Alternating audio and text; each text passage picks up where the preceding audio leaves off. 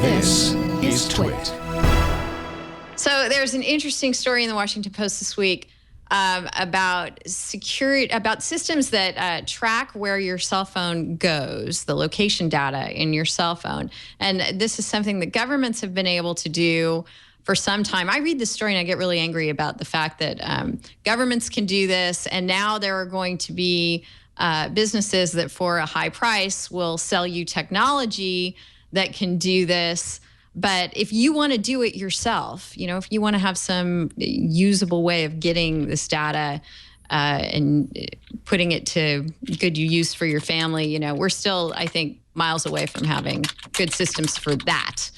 But Padre, you went to Black Hat and DEF CON this year, and I think have some thoughts about your cell phone and people getting your location data from it. It is comically easy. It's I was actually sitting with Brian Chi, who is my co-host for This Week in Enterprise Tech, Cyberdog, who's another member of the TWiT Army, and one of the engineers I work with at Interop.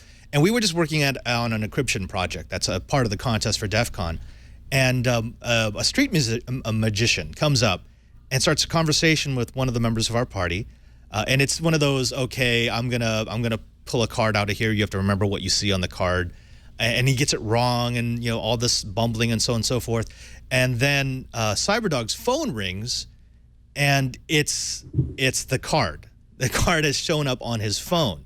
It's because he was able to, with a very small radio that he was carrying in his chest pocket, to get the IMEI of the device. He was able to make it think that it was the antenna tower it should connect to, and then he was able to send it a message. It's that simple. I mean, I got the hardware downstairs to do this. I wouldn't do it because it's illegal, but if you have a larger system, I could track where every phone is at DEF CON. That is trivial. I could do it from my laptop without setting anything up because all the architecture is already built into the convention center. Now, to go up to a city level, I need a few more resources, but not that many more resources. So all it takes is money, and you've got an off-the-shelf, plug-and-play system to track everyone who has a device with an IMEI. It's kind of scary, actually. It's very scary. So, aside from governments and now commercial enterprises that will sell you this kind of data, what are we going to do about it? Well, you can. I mean, this data is out in the open. It's not classified. Anybody, if you are a corporation who's looking to do location-based product placement, you can buy this data from phone companies. It's available for sale. It's not illegal to do it. So that, again, just means it's just money. It used to be something that we would take for granted that a government state could do. But now a corporation can do it. And you don't even have to be that big of a corporation to be able to do it. So it goes beyond the kind of scary, and it's now, this is a serious invasion of privacy. I used to go and turn off all my devices when I traveled because I didn't need to use them. I just shut them off. But there's another part of the story, which is IMEI is one of the ways that you get tracked. You get tracked by red light cameras. You get tracked by toll takers on the highway. I get tracked every single time I drive to and from San Francisco because I go over a place that uses FastPass, which is an RFID tag that's attached to my car.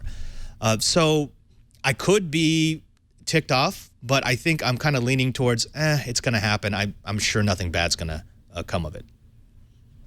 Right, and this is one of those instances where someone might say, well, it's just the metadata that's getting picked up, but that is actually more nefarious than it sounds, isn't it? Right, well, think about this. Remember the first time we had a big release of metadata? It was when AOL did their big dump. They thought it was a cool project. This was back, what, in like 2007? 2006, 2007. They thought it was an awesome experiment for people to see what kind of correlations they could make with a big chunk of metadata. Nothing that actually identified the users. And what they found within a day was that people were able to take the metadata, reverse it, and figure out who it was attached to. So metadata isn't just headers. Metadata does identify people if you have a big enough set of information. So, like, for example, yeah, it may not even be my phone number. It may only be my IMEI, and no one may be able to correlate my IMEI with me. But watch that IMEI over a length of time, and you know I'm always traveling the same path. You know that I always seem to end up between the brick house and the school that I live in San Francisco. And then combine that with any metadata you get on searches that I'm doing from my phone, and it's very easy to figure out who that IMEI belongs to. And the law has no way to catch up with that right now. We're not even thinking about that. Well, Michael, what do you think about that? Are we thinking about it? I mean, clearly lawmakers are very attuned, I think, to privacy issues and data protection issues these days. They know it's a big consumer concern. Do you think that they'll be able to chart a course that protects people's identities, protects them from being tracked, and enables our cellular network to continue to function? Well, I'm very proud to be on the advisory board of the Electronic Frontier Foundation and on EPIC also, because I think the answer to this is to join those groups as soon as you can. Because privacy is on life support right now. Yeah. I used to tell people, if you're really concerned about privacy, take the battery out of your phone when you're not using it, carry a burner phone, you'll be okay. But now it turns out that it's trivial to correlate the use of the burner phone to when the other phone's on and off, and to watch its movements and correlate with that. So one burner phone is not enough now. You need several. You have to use them in random ways and make sure they're never on at the same time. And you have a big gap between turning one off and turning the next one on, or they're going to correlate that with your movements. So it's really, really tough. It's true that politicians are giving significant lip service to privacy. It's also the case that the NSA reform, at least, has got watered down pretty seriously. And that's the one major piece of privacy legislation we had in Congress this year. And it's thin gruel. So I haven't given up on this, but I'm getting increasingly depressed. And people are absolutely right to be scared, because the government has it all. The corporations have a lot of it, and they're going to have more of it. And David Brin's book, The Transparent Society, looks smarter and smarter every year, which he's predicted that, we're going to be transparent to people with power. And the only question is, are we going to be transparent? Are they going to be transparent to us in exchange? And he said, we ought to be he argued, it seemed absolutely crazy at the time. He argued we ought to be for full transparency, because that's the only way that the powerful will be transparent.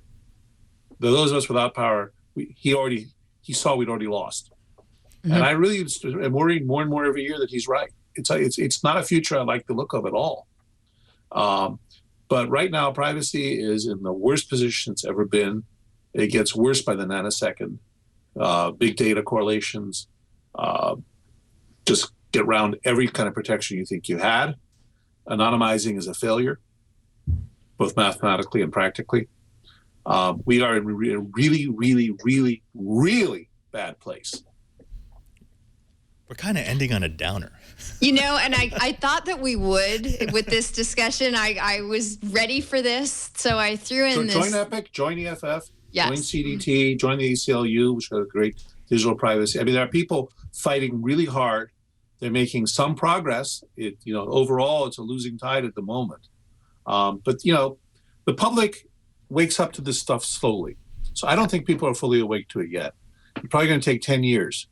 And the question is, we have so much sunk costs in the current architecture, like the cell phone system, for example, which is very privacy unfriendly, that we decided it costs too much to fix the architecture. Right? So this is a complex problem, because part of it's architectural, part of it's social practices, part of it's law. And a lot of it is the interests of law enforcement and other three-letter agencies that find these technologies really, really useful. And when you talk to people in government, they're really worried about people having virus printers in their garage. Right? If you could start printing, dangerous viruses on an $8,000 machine in your garage, which is likely to be happening in the next decade, they think, well, they got to watch everybody. Right. And how are you going to talk them out of that?